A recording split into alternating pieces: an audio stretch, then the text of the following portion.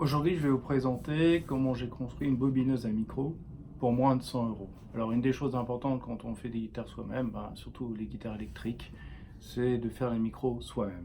Et donc, je vais vous présenter une solution pour faire une bobineuse pas chère. J'avais regardé au niveau du marché et on tournait vers les 500 euros pour un modèle de base. Donc, beaucoup trop cher pour mon budget et je ne voyais pas pourquoi mettre ce prix-là. Donc je vais vous présenter une solution facile à faire et pas chère.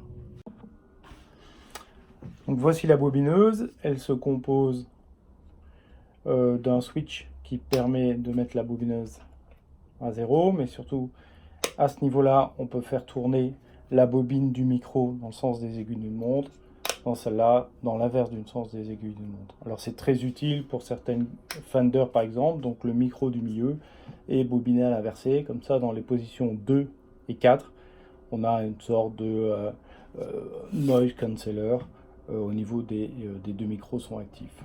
Après ça, il y a un variomètre qui va nous permettre d'augmenter ou diminuer la vitesse à laquelle la bobine va charger le fil, ce qui permet d'avoir plus ou moins de tension au niveau du micro.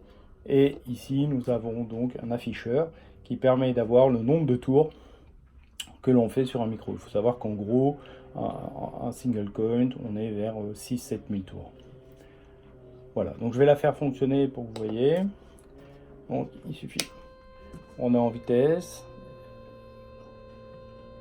Et là, je vais augmenter progressivement la vitesse pour tourner. Il faut savoir que le moteur que j'ai mis dedans fait 3000 tours minute, ce qui est beaucoup trop puissant pour le bobinage d'un micro, mais ce qui me permet de ne pas faire tourner le moteur à 100% et d'avoir de la marge.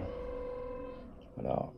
On voit ici que le nombre de tours s'est accumulé, ce qui nous permet en fait de contrôler le nombre de tours qu'on aura dedans. Voilà. Alors ces deux trucs, vous pouvez les faire à l'imprimante 3D, mais on peut très bien les faire en bois. Ce sont des butées qui permettent, lorsqu'on a le fil, de pouvoir répartir de façon homogène le fil sur la bobine. Et ça, c'est important pour ne pas avoir une accumulation en haut ou en bas de la bobine.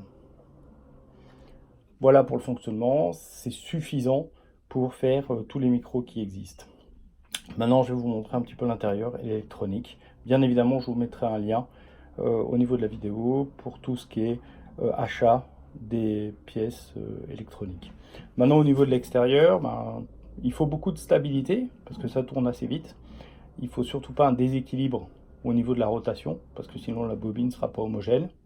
Et donc pour ça, j'ai choisi du MDF de 18 mm.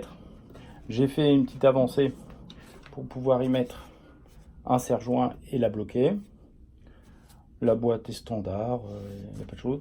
Ça, c'est une tige en acier de 12 mm, très solide, qui permet en fait d'avoir un bon support pour le fil. Il ne faut pas forcément qu'elle soit très solide, mais qu'elle soit à la bonne distance et la bonne hauteur pour que l'angle du fil soit pas trop important, pour qu'il n'y ait pas de blocage au niveau du fil. Je vais l'ouvrir et on va voir l'intérieur.